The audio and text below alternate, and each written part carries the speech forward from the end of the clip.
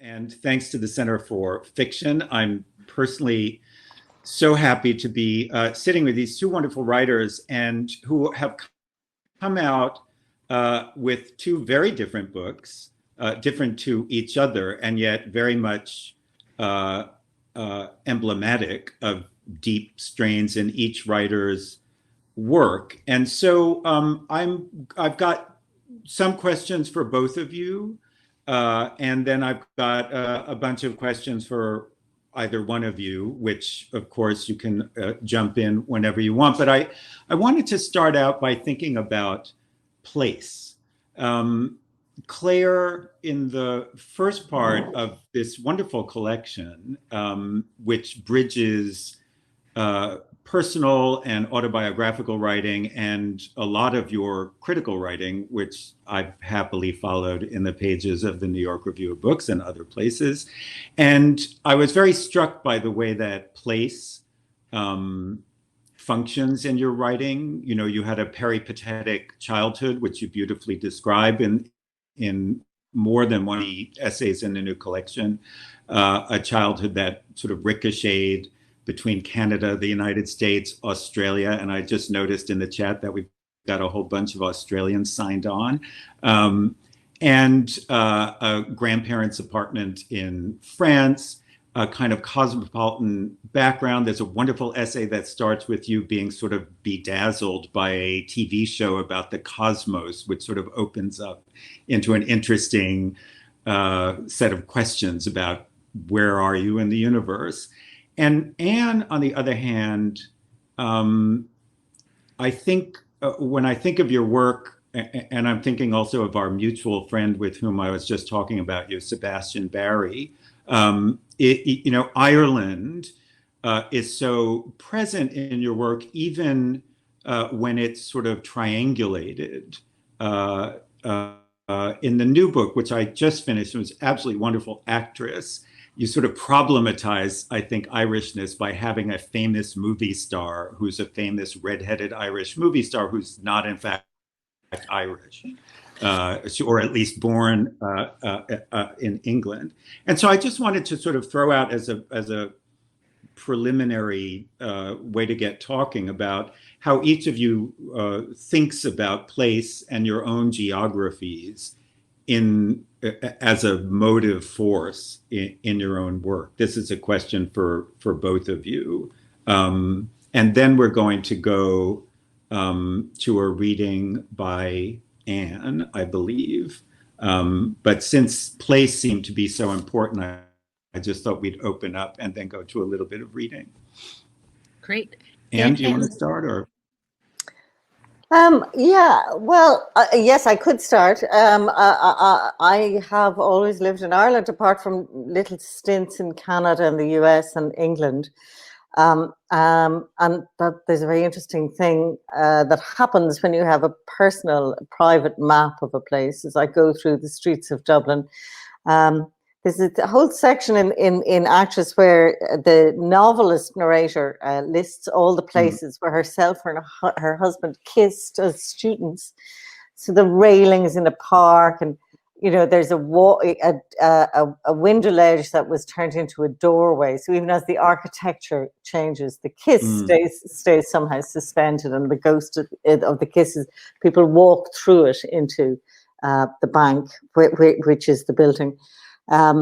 So you get layers and layers of different kind of histories and narratives and meanings. And I suppose, you know, you go into Dublin and there's people doing literary tours and pointing out where Oscar Wilde's father fixed people's eyes in Merrion Square. They had a conservatory built on the side of the house, and the houses of the poets and the houses of the writers well known in my own youth. But I've heard that so often, I'm bored with it now. You know, that's the house of the poet. You know, yes, that was currency in my childhood. But for me now, there's a different kind of palimpsest, there's a different kind of layering that happens in place. I feel that might be a bit boring. I put characters everywhere else and then I bring them home. Yeah. I mean, is it hard to write? Dublin is such a sort of over-determined geography. in world literature? Is it just Yeah, no, but it's also mine. Yeah. It is Well, also mine. You know, yeah. it is. I was born in Arthur Terrace. I was trying to explain. Somebody said something about the poet Paul Durkin to me, and I wanted to say to him, he was born in the same room as me in Arthur Terrace. And that was the connection through 12 years, whatever. So that very populated or overwritten ground is also my ground, and Yeah. I'm very happy to I was going to say possess it, but you know, it is mine. Yeah. I got that bus. Mm-hmm. You know, yeah. It's interesting. I have sort of the opposite experience, that I don't feel like anywhere is really mine. At the same time, all sorts of places are sort of mine. You know, there's that wonderful Salman Rushdie essay, Imaginary Homelands, where he talks about the fact that once you go away, the place you've left has changed. Have I frozen? Anyway, once you go away, the place you've left changes. So it exists only in your imagination, you know, and you come back to the place you come back to is a different place. And so it was impressed upon me as a child that sort of family was your home rather than a physical place. But I also think that physical places are incredibly important. And to me, when I write fiction, they're character, you know, a place is a character, and people have relations with a place that are like, you know, that are like the relations they have with people too. Right.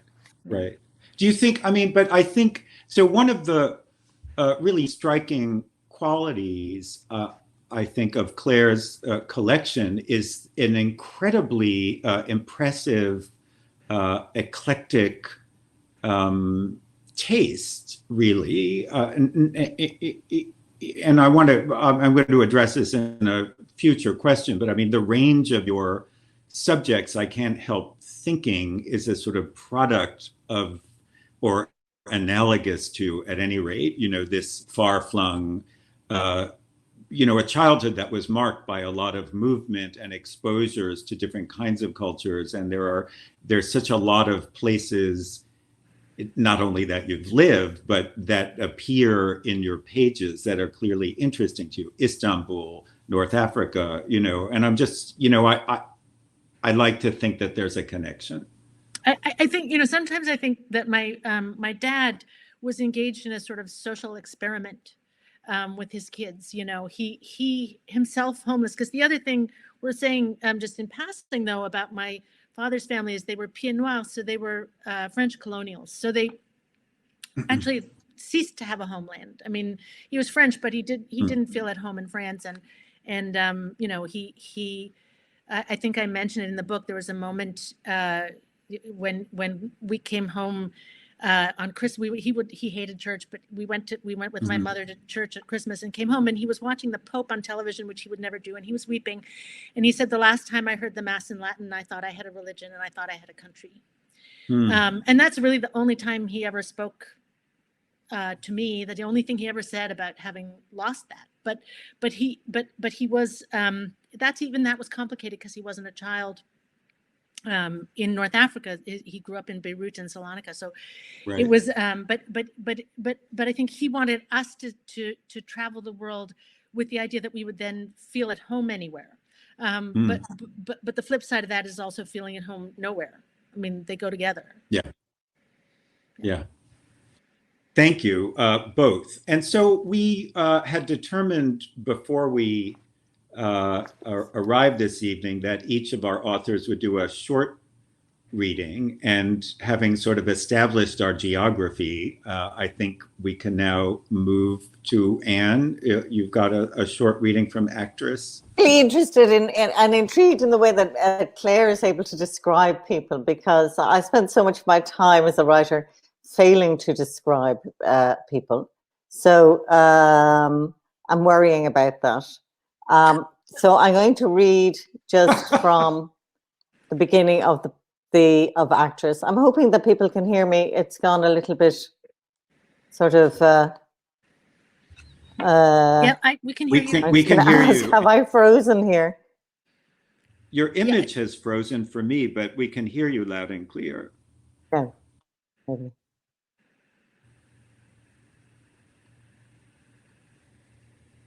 It's fine. Thank you, Catherine. Okay. People ask me what was she like, and I try to figure out if they mean a normal person. What was she like in her slippers eating toast and marmalade, or what was she like as a mother? Or what was she like as an actress? We didn't use the word star. Mostly, though, they mean what was she like before she went crazy, as though their own mother might turn overnight like a bottle of milk left out of the fridge, or they might themselves be secretly askew. Something happens as they talk to me. I'm used to it now. It works in them slowly, a growing wonder, as though recognizing an old flame after many years. You have her eyes, they say. People loved her. Strangers, I mean. I saw them looking at her and nodding, though they failed to hear a single word she said. And yes, I have her eyes. At least I have the same color eyes as my mother, hazel, that in her case people like to call green. Indeed, whole paragraphs were penned about bog and field when journalists looked into my mother's eyes. And we have the same way of blinking, slow and fond, as though thinking of something very beautiful. I know this because she taught me how to do it. Think about cherry blossoms, she said, drifting on the wind. And sometimes I do. Such were the gifts I got from Catherine Odell, star of stage and screen. How are you, oh mother of mine? Never better, she used to say, and the blossoms drifted by the tree load when she looked at me. There was a man in the kitchen in Dartmouth Square, where everything important in my life seems to have happened, who knew someone who'd slept at Marilyn and never washed, he said. Some evening in my childhood, I came down the stairs to hear this news, and he was such a nice old man. It's stayed since. So when people ask what was she like, I have an urge to say pretty clean, actually.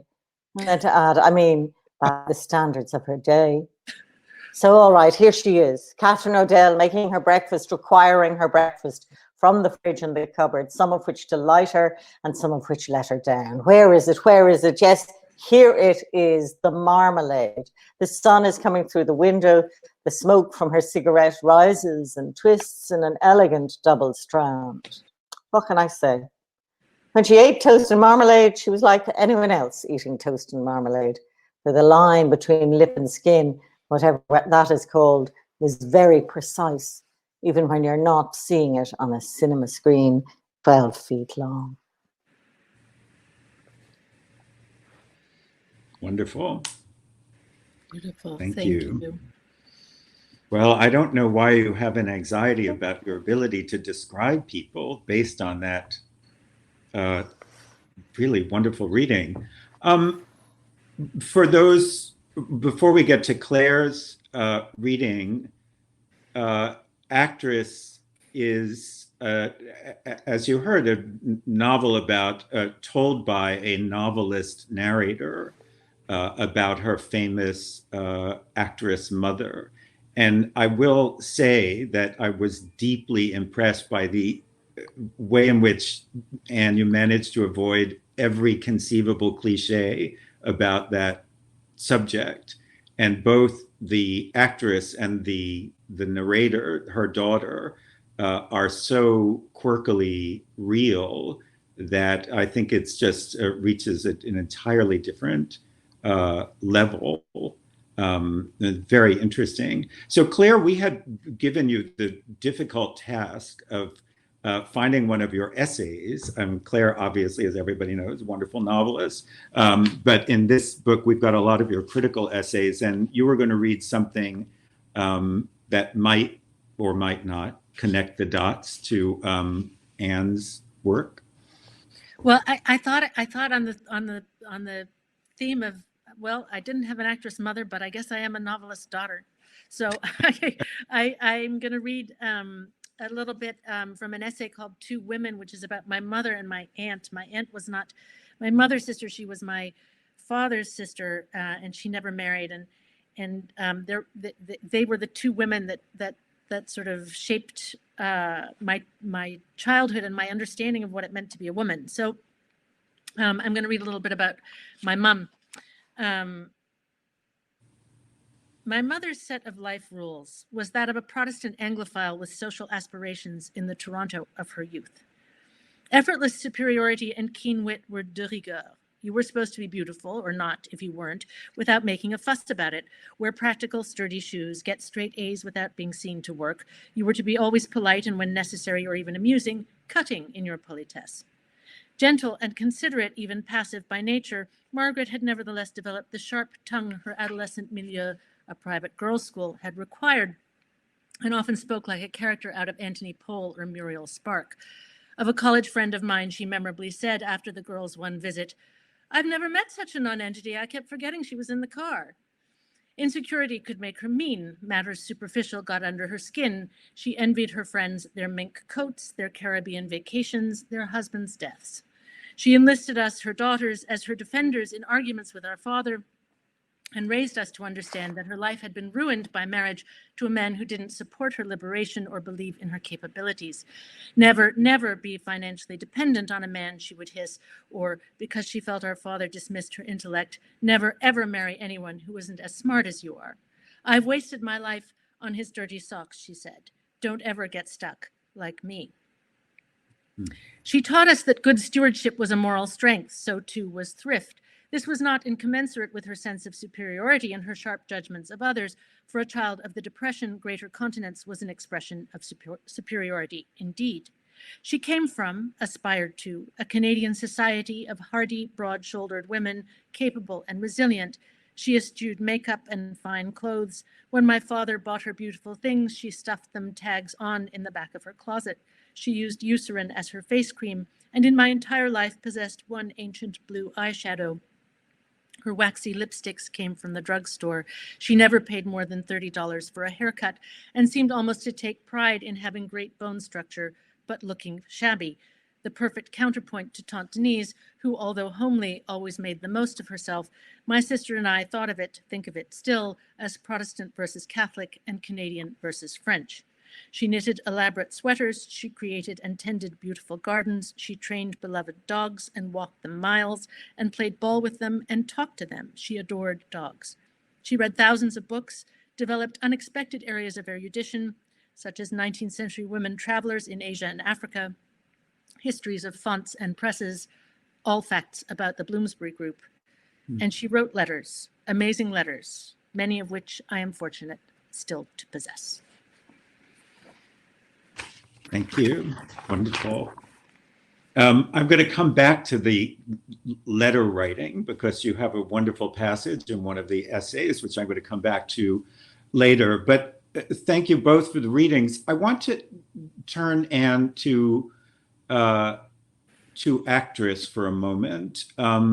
So in other novels of yours, there is a mechanism in which characters are sort of either remembering or delving into family past in order to sort of retrieve difficult things that will animate the narrative in the present. And this happens also in actress because the sort of a trajectory of the novel is that this now middle-aged novelist narrator needs to go back and understand things who her mother was and what happened to her. And so there's this sort of kinship, let's say, to The Gathering in certain ways. But I'm very interested because I know that you started in, or maybe not started, but you worked in television for some time. And I was just wondering how did the idea of the actress come to fruition? You know, it's interesting that in the passage you read, you mentioned Marilyn, and obviously there's a huge genre of novels about movie stars, and I'm just wondering what put the bee in your bonnet. Yeah, actually, that myth about Marilyn that she didn't wash recurs. I don't know if it's in Time Bends, but it does recur as an idea. And the man who I long dead now, who I heard say it first, was indeed a very erudite and a lovely man. And like these things that stay with you. Why would a lovely man say that about Marilyn? But also there's some tinging of family shame, where she wants to say, well, my mother was quite clean, actually. But of course, she's in the gaze of the crowd. So how clean can that be? So she turns herself perhaps into a kind of sacrificial figure by the end of it all. And the book, like a lot of books about celebrity, is about how the central figure deals with the projections of the crowd. I'm trying to think what the question was there, Daniel. I'm so struck by the fact that Claire can describe her mother, because she is a Catholic and a Protestant in the family, that she can compare and contrast two women. Whereas in my family, there was a singleness of female kind, so there was nowhere outside of Catholicism. There was also very few things that you're allowed to describe in Ireland, and this ties in with the idea of things that are uncovered as family secrets. You were never allowed to ask in polite society what anyone ever did for a living, believe it or not. So when Americans came to your place and said, so what do you do? Or, hi, I'm an orthodontist or something, you would actually die with mortification that it was as though people were telling you how much they earned in a year. So the list of things that I as a child was forbidden to discuss was endless, and it still actually exists. My mother, last week, having a long and digressive opinion about nighties, says, don't put this in a book. She's 92. So don't put whatever it was about nighties that I can't remember, which I'm now telling all of Brooklyn, the whole world. People from Tucson, the whole world, people all in you Australia, lovely people will now know how difficult the nightie situation was last Tuesday in my mother's head, and saying, don't say this. But the list of taboo subjects was incomprehensible. And so when I was writing The Gathering, I was going around and around what was actually not being talked about, and it wasn't just sex. It was something beyond sex, and that feeling of something beyond, something archival, something that can be dug up, goes into actress as well. Some artifact, some ossified, event from the past that hasn't been broken down in any way. So that happens also in actress, one way or the other. Yeah, absolutely. But I think, these are interesting questions already in an ordinary family. But I think that what's so interesting about the new book is that because this woman, I kept thinking, of course, of Maureen O'Hara, as, I don't know if you had a specific model, but as a flaming redheaded Irish actress, that's who I always think of. And, the struggle becomes that much more overdetermined, when there's this, as you were saying before, the projection, right? This woman has struggles enough, and yet she has to deal with this incredible amount of projecting, which, as you suggest in that opening, the reading, what was she like eating marmalade? She's just a person. Well, the first projector is the child, of course. So the narrator, Nora, looks at her mother with the gaze of idealization. She never breaks out of that stage, which happened, I think, to me when I was 8 or 9, when my mother was well, she actually is a very good-looking woman, much better than any of her daughters. But there was a kind of rapt sense in my late childhood where I saw her as somehow beautiful. But Catherine in the book is dyed red at the age of 21, and an apostrophe is put in her name, and she becomes Odell. And she keys in just really automatically with Peggy and Mike and with the Irish stage tradition. So there were many redheads to choose from. More of them died than not, I suppose. And that was, I suppose, literally the kind of plaid shawl she wrapped around herself as she went through life, was her Irishness, and she developed her accent, and the voice became more of a kind of national lullaby. People also ask me what was she actually like, as though they hadn't read the first pages of the book, in which the writer says, I don't know, you know. So is there something beyond all these different masks and costumes? Is there for any of us? I don't know. Yeah.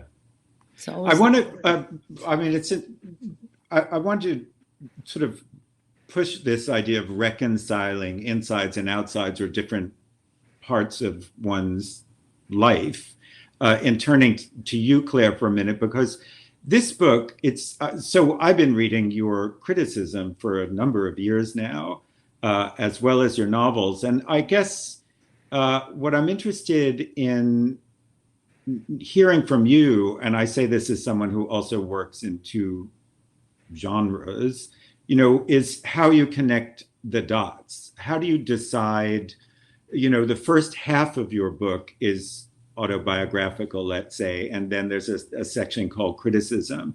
I personally always think that criticism is just as autobiographical as autobiography. Yeah.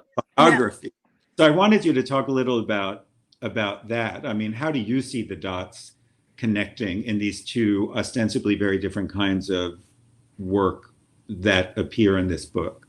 Right. I mean, I think, you know, I didn't, mercifully for everyone, the book doesn't include all the book reviews I've written over the years. It's a selection of a few, and I put I put in the book the ones that are meaningful, are particularly meaningful to me for one reason or another. And I think, you know, in the same way that one's library is, although that's a whole other conversation, because of course, always on your library, the books you bought and never read, or the books that you picked up at the tag sale, and you know, they aren't especially meaningful or whatever. But certainly with the reviews, the ones that are in here are things that have been important to me in one way or another. And I in one of the essays in the first part, I do say, which sounds, you know, it's like, it's a line, but I also think it's true that our literarily lived lives are as important as our literally lived lives, and that they shape us just as much. And you know, for example, it's not actually a review, but I didn't know, my mom was a huge reader, and she read women writers almost exclusively. And she handed them on to me. So, you know, I read Elizabeth Bowen and Muriel Spark and Barbara Pym and Jean Rhys, you know, at 13, 14. And I thought that's what everybody read. And so I didn't, you know, you're a kid, you don't know it's weird. So I didn't know until I got to college that I hadn't read the books everybody else had read, but I'd read the women's studies curriculum instead, you know. So I think, you know, it shaped me. You know, I grew up with an idea of what it meant to be a writer was to be Christina Stead in a bed, you know, lonely in a bedsit in your old age, eating baked beans out of a tin. You know, that's what it was. I'm just want to push a little more. I mean, I wonder the extent, this is a question either one of you can feel free to answer. There's a very funny line in Anne's novel describing one of the characters, and you say the books he taught were those he had read between the ages of 17 and 25, after which it was all downhill. And taken slightly out of context, but it does make me think about this question of, you know, how your taste is formed, which is what you're talking about, Claire, and you know, to what extent are the things when you decide to write about a book, Claire, you know, what is the thing you attach to? What excites you as the object of your critical eye? Is there a certain kind of thing you're interested in? Like, I know what excites me or what kinds of things are interesting and what aren't. Like, obviously, some of the things you write about are involved with or connected to your family's history. But I was just wondering, are we always somehow going back to the formative readings that we do and replicating them in some way? Or yeah, it's a really interesting question, and I don't know the answer, but it's interesting because a line that I in my life have come to use a lot. I have a physicist friend who, when we attended a lecture together and came out, and I said, "What did you think?" And she said, "Her words don't fit in my head." And I feel like I so understand that experience that articulated something that I hadn't.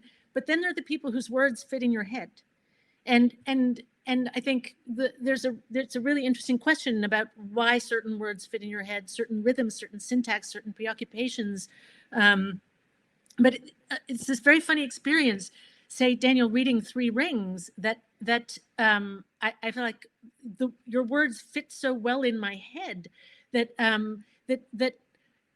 I spent a certain amount. I spent not years, but some months of my adolescence in the basement making a clay replica of the Minotaur's maze, which isn't which isn't quite the same as as we're soul sisters, right? As the Acropolis, but it was a big thing at the time. I mean, but also, this, it's a certain kind of a number of writers, Sebald and Proust and so on that I feel are part of my cosmology for whatever reason. And I don't know, Anne, if you have a feeling, did you feel your tastes were formed at the age of 7 or? Well, I don't know. I mean, perhaps they were formed at 5 or 6 when I chose Alice in Wonderland over Wind in the Willows, and that was a cause for some concern to my mother, who loved Wind in the Willows, and I never did get into naturalism in the 19th century. A lot of my early reading was in contradiction or in opposition to what was going on in the house, and each of the siblings had different shelves and different interests. So my brother was interested in Thomas Hardy, and my other brother was interested in science fiction, and so I would differentiate myself from them as well as kind of reading the same books. But I'm thinking recently, and reading your essays, Claire, when you mentioned Thomas Bernhardt, and Thomas Bernhardt, I could not read for so long, partly because perhaps my poor German was trying to knock on the inside of my head with his amazing kind of multiple clause sentences. And I only came to him recently when I was asked to write about him. And suddenly this amazing voice opened up. And people had said to me before, you would love Thomas Bernhardt. And some of that grain and some of that energy might have been in my own first person, kind of, if I was writing a pretty bitter narrator. Why had I not read him before? But I also, remember somebody in early 1990s saying there's this wonderful book called Housekeeping. You should really read it. And I thought, I am not going to. Thanks was what I thought. Thanks. What?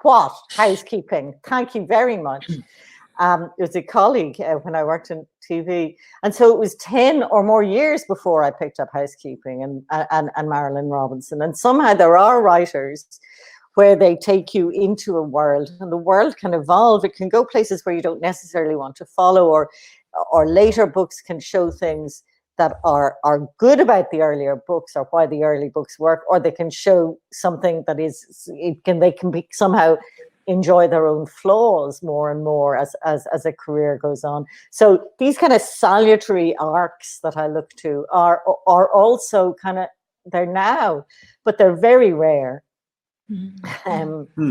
So I mean, I had to read a Frank O'Connor story out loud for the New Yorker, and I was looking at all his ghastly semicolons, and I read everything when I was 7, 8, 9, and I thought, that's where I got my stupid syntax from. There it is. He can't leave the damn sentence alone. And why did I not pick up Hemingway instead?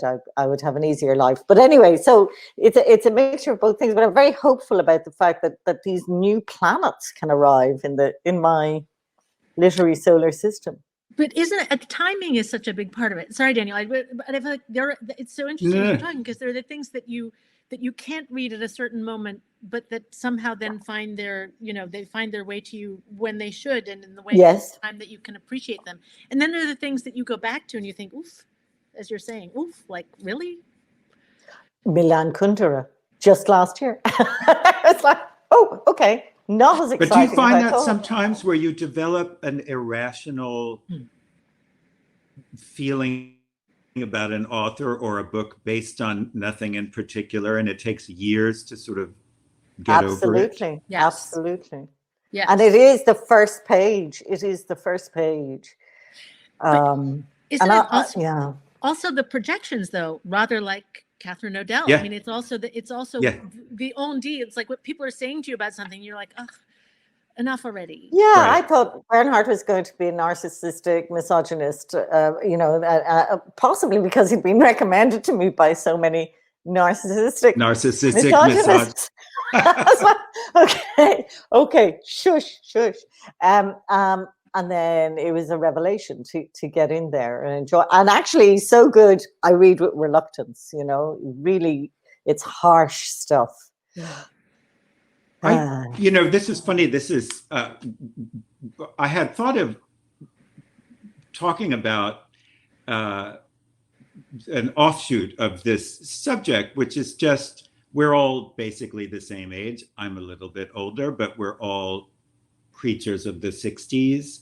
And there were some very beautiful moments in both of your books in different ways. I mean, the narrator of your book, Anne, is a novelist who's written, I think, 5 novels. And there's a certain point at which she says this very beautiful thing: you have to let the thing go in order to find it.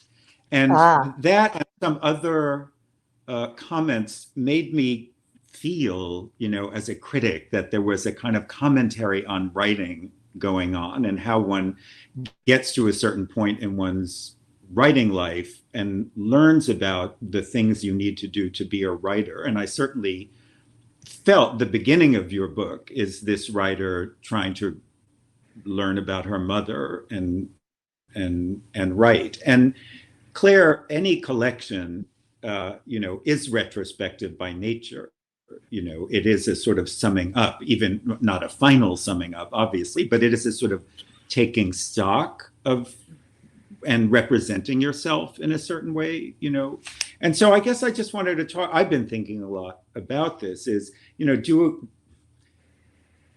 you get to a certain point in your writing life where your books willy-nilly become about the issue, I'm not going to say problems, the issues of being a writer? How do you move forward having accumulated a certain amount of past, I guess I want to say? I'll give that one to you, Anne. Well, I think, Daniel, that they have always been, for me, about my issues as a writer, and that my ideas about process and about fiction are part of the animating shape of the books, or fragmentation of the books, so that I get a structure from what I'm thinking about, maybe point of view or fiction or how it's made. And actually, that's what I'm losing in this lockdown mode. And I'm writing away, and I'm writing because the character is annoying me and won't let me go. And that is, to me, almost a 19th century impulse. Whereas I've been much more self-conscious. When it's working for me, it's doing 3 things, and one of those things is about fiction. Right. Mm-hmm. But I mean, I guess what I'm saying is, when you make your character a writer, a novelist, it's yes. Oh, it was just easy. Yes, it was easy. And that novelist says a great lie at the end. She says, my books have become more simple and unassuming over the years. Yes. That was just my I flagged that. And I thought, and also she says, they're beautiful, they're full of landscape, and nothing happens, and people feel a little sad. They realize things and feel a little sad. And basically, her whole 5 novels is about saying nothing happened. Whereas life is full of things that happened. And you do know novelists who spend a lot of time insisting that there's nothing going on in some. So an insistence on surface is always interesting to me. So Yeah. I would love to be one of those writers in a way. But Would you? I just, You wouldn't really.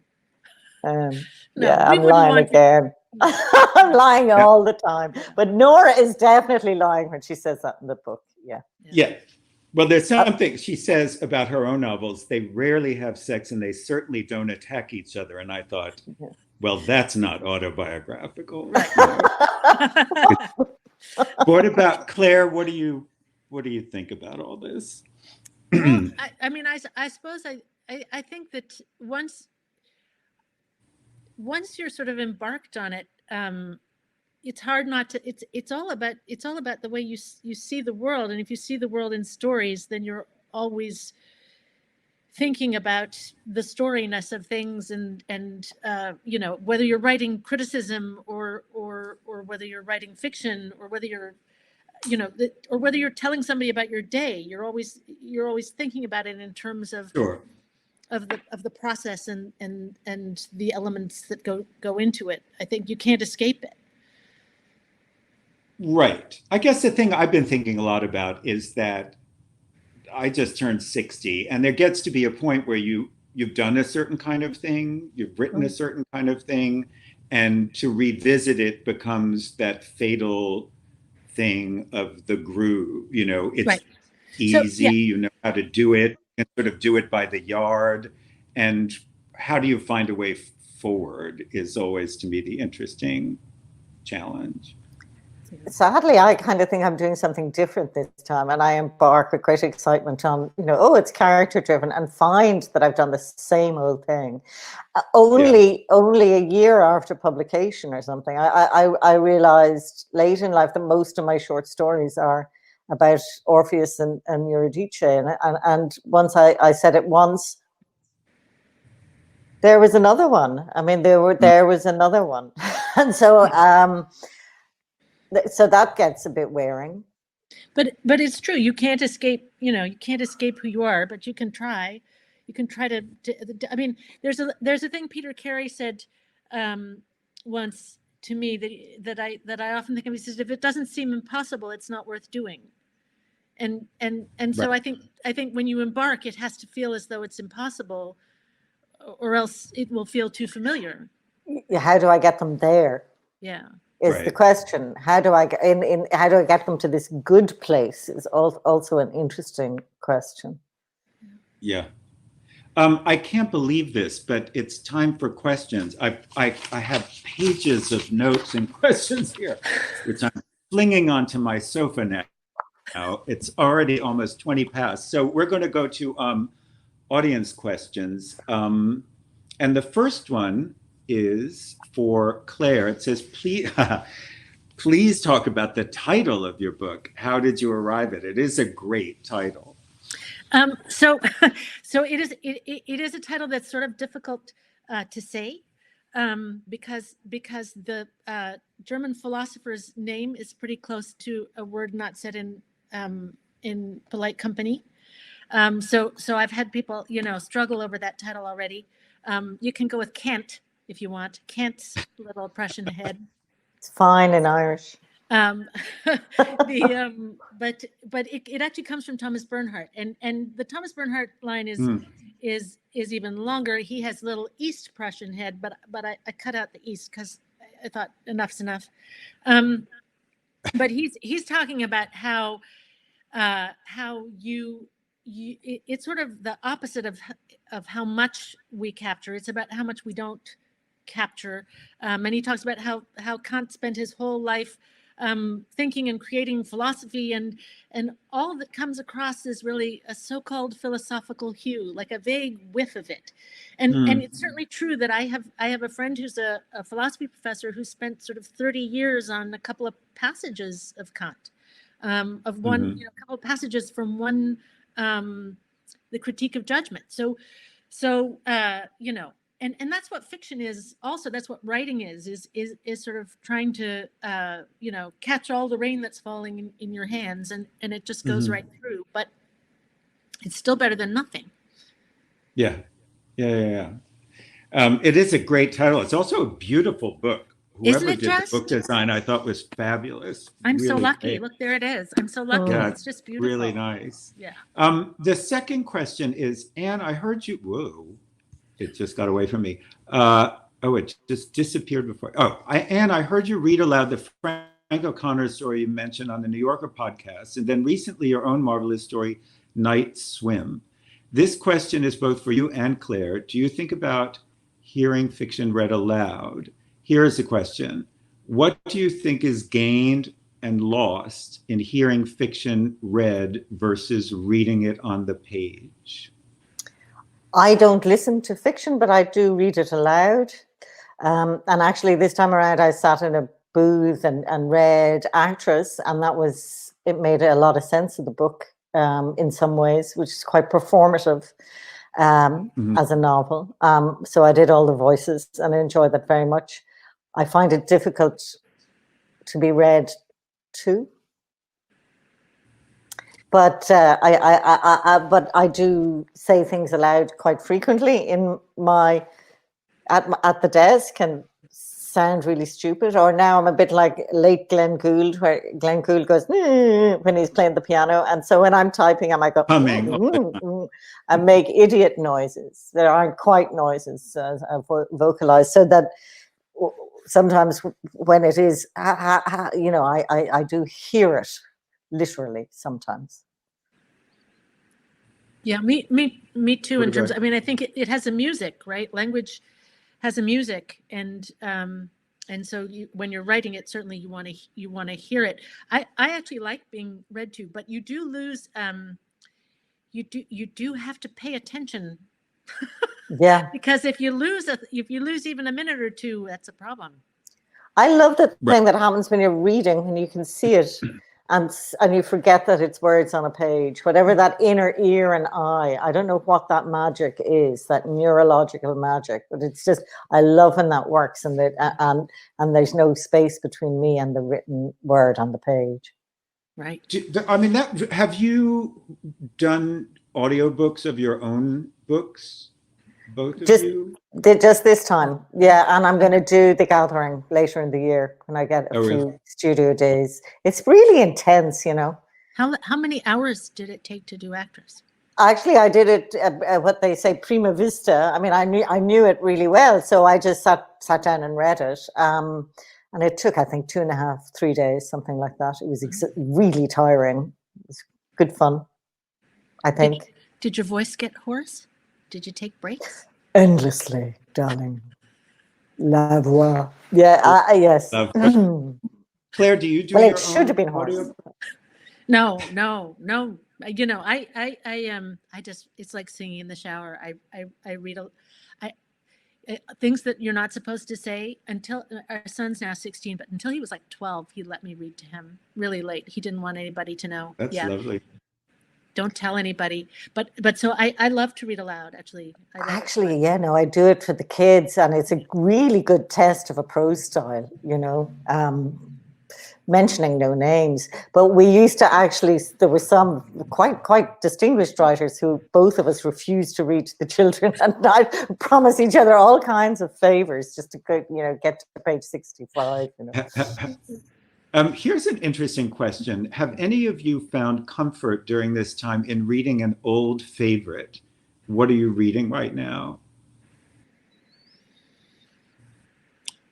So I have an answer to that, which is that I joined, I don't know if either of probably Anne, you didn't, but Daniel, you could have, Yi-Yun Lee's War and Peace book group in the spring. So I reread War and Peace. And I have to say that was incredibly consoling in the lockdown. And then I had the bright idea, speaking of reading aloud, that at dinner we should, but the kids were just not going for War and Peace. So we started Anna Karenina. So we were reading a chapter of Anna Karenina aloud every night at dinner. And I feel like, it was like having the best macaroni cheese in the world. It was great. Yeah. What about you, Anne? I don't really read for comfort. I find it actually quite agitating to read, to throw books away in amount. And So they push me back to the desk as well. I'm quite oppositional in my reading, but I am reading Mrs. Dalloway because I'm going to be teaching it next week, and so I haven't read it. Well, actually, I started reading 1984, and I got it which I got from my father for my 16th birthday, which was too many years ago now to mention. It is so good. And it is perhaps, that question you're always asked in endless quizzes, when is the last book you cried at the end? I wept. I remember weeping at the end of 1984. It's really astonishingly well done. But I don't know whether that's comfort or not, or consolation or not. I don't think those are the things. But I get great comfort from and solace from work. I just want to interject and say it's not solace in the sense of like it's cozy, but when you're reading about the siege of Moscow, right? And you're like, oh, okay, so there's a pandemic in New York, but look, they had the siege of Moscow. Too much agrarian reform. Did you skip all the agrarian reform?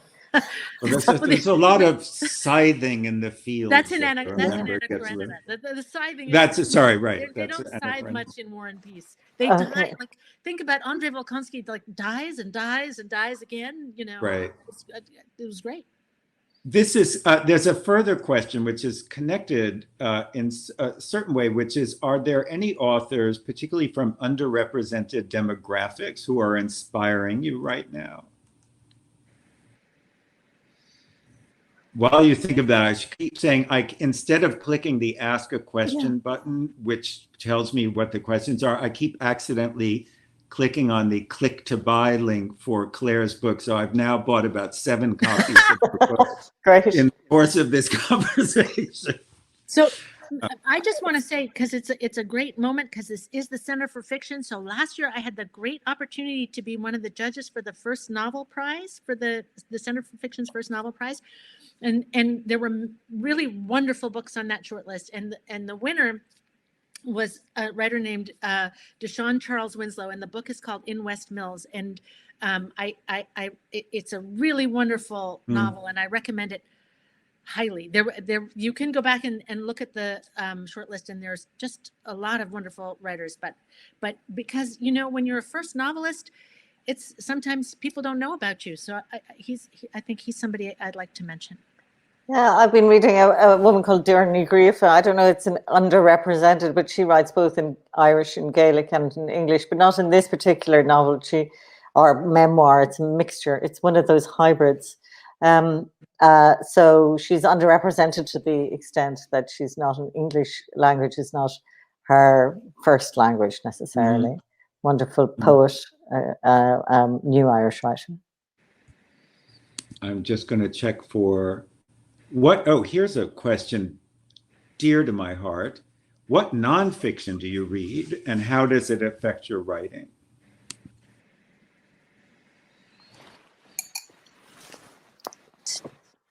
Anne, go ahead.